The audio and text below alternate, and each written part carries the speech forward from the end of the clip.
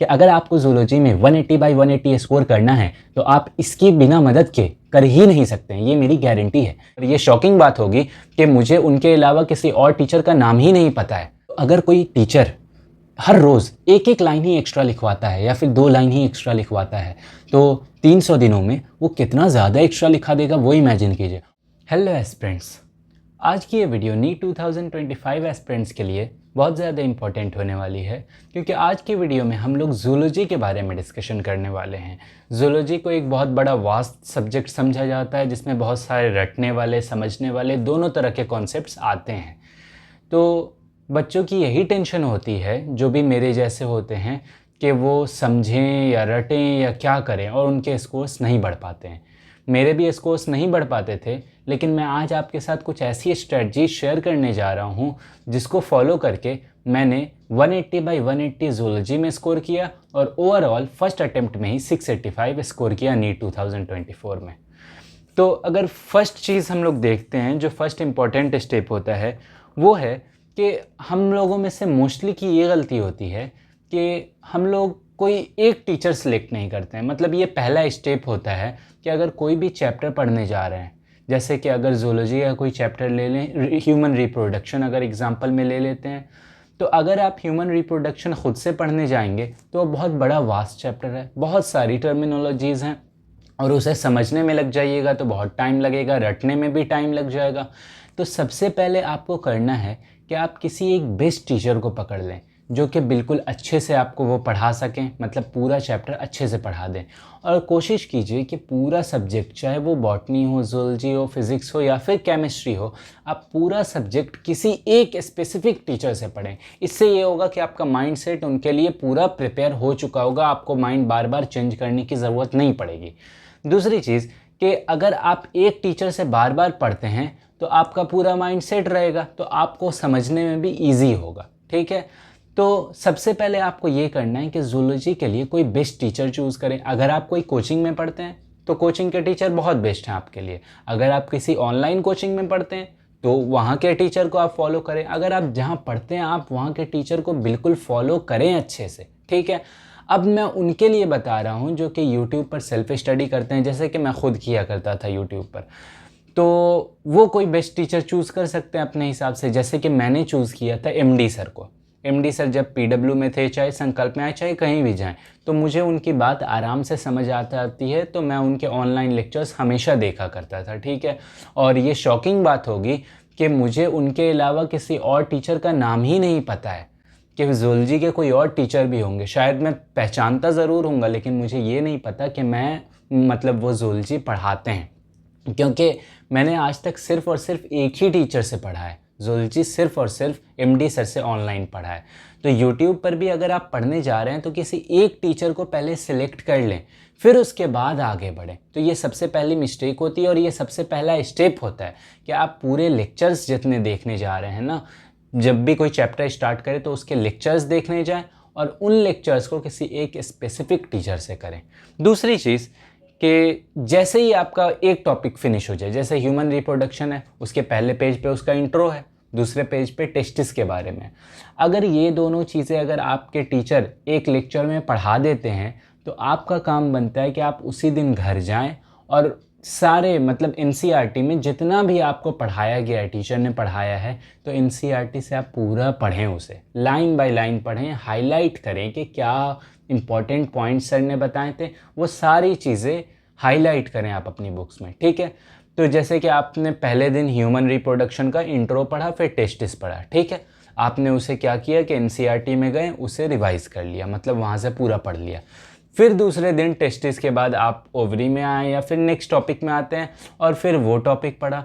तो उस दिन आपको जाकर पहले वाले को तो रिवाइज़ करना ही है, लेकिन आज वाले को भी रिवाइज़ करना है। मतलब दोनों चीज़ें पढ़नी है, पहले वाले को रिवाइज़ करना है, आज का न्यू जो है वो एनसीईआरटी से पढ़ना है।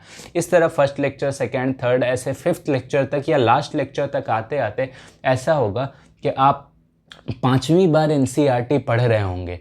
और एट लीस्ट मैं कह रहा हूँ कि 5-10 बार आपको एनसीईआरटी नीट तक पढ़ लेनी है। मैंने अपना एम बनाया था 15-20 बार। मैं आपको उतना नहीं बोल रहा हूँ क्योंकि मेरे स्कूल चलता था और स्कूल में भी मुझे एनसीईआरटी रीडिंग करवाई जाती थी, तो मुझे वहाँ ज़्यादा हेल्प हो जाती थी कि वहाँ 2 बार एनसीईआरटी पढ़ ले रहा हूँ, फिर घर पे अपने से पढ़ रहा हूँ, फिर कोचिंग में पढ़ाई जा रही है, तो एनसीईआरटी कहीं ना कहीं बहुत ज़्यादा रिवीजन हुई थी। ठीक है, तो मैंने अपना टारगेट 15-20 माना था।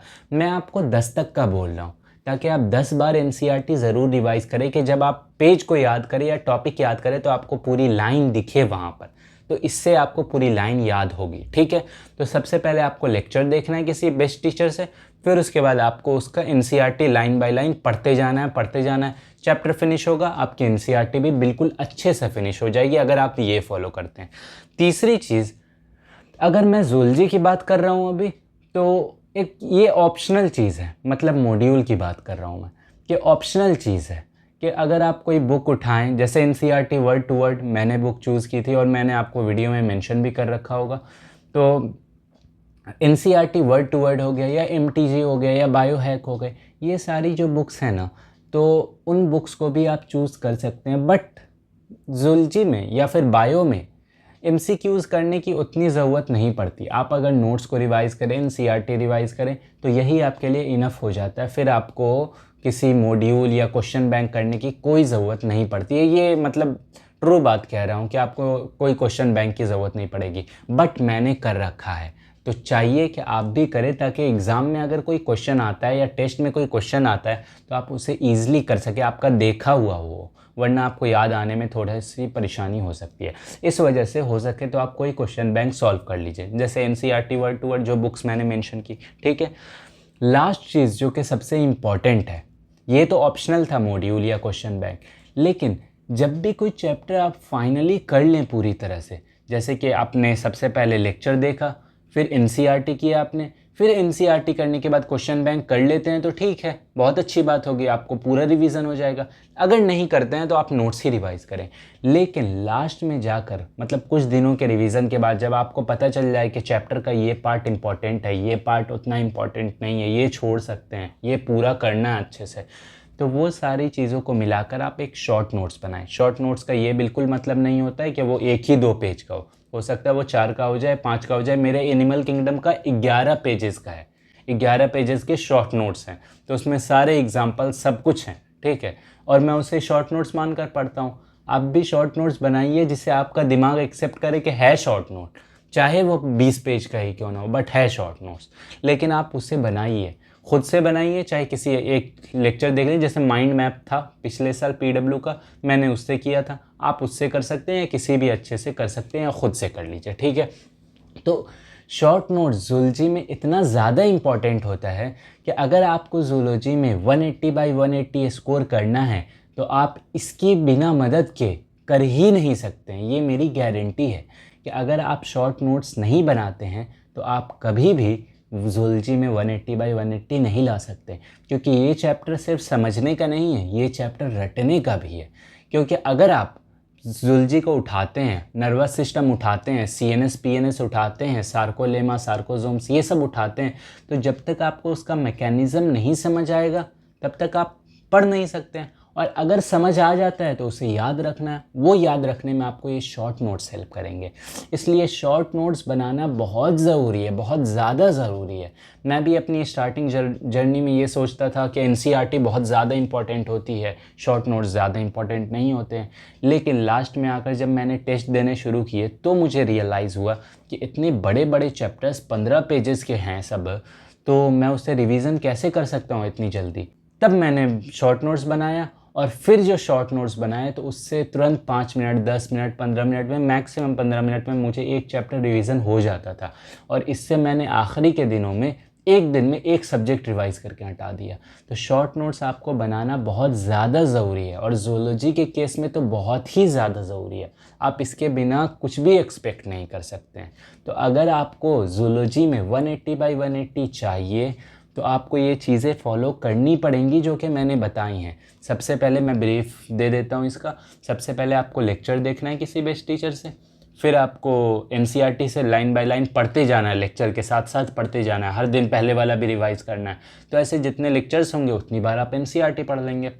फिर आ जाता है यह बात तीसरे नंबर पे ऑप्शनल चीज़ मैंने बोली है, कोई क्वेश्चन बैंक उठाएं वो कर लें। बायो में कोई फ़र्क नहीं पड़ता कि आप कौन सा क्वेश्चन बैंक उठा रहे हैं, सब रिलेटेबल ही होते हैं, ठीक है।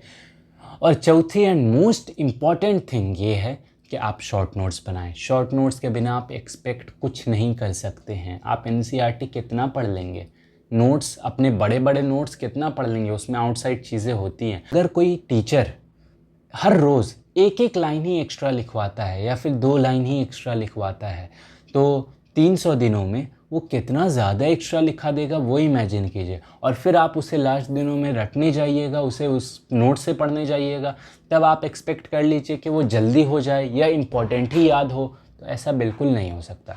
इसलिए शॉर्ट नोट्स आप खुद से देखिए, एनसीईआरटी पर बेस्ड पूरे शॉर्ट नोट्स बनाइए, तभी जाकर आपका ज़ूलॉजी में 180 बाय 180 हो सकता है और ये पॉसिबल है, ठीक है।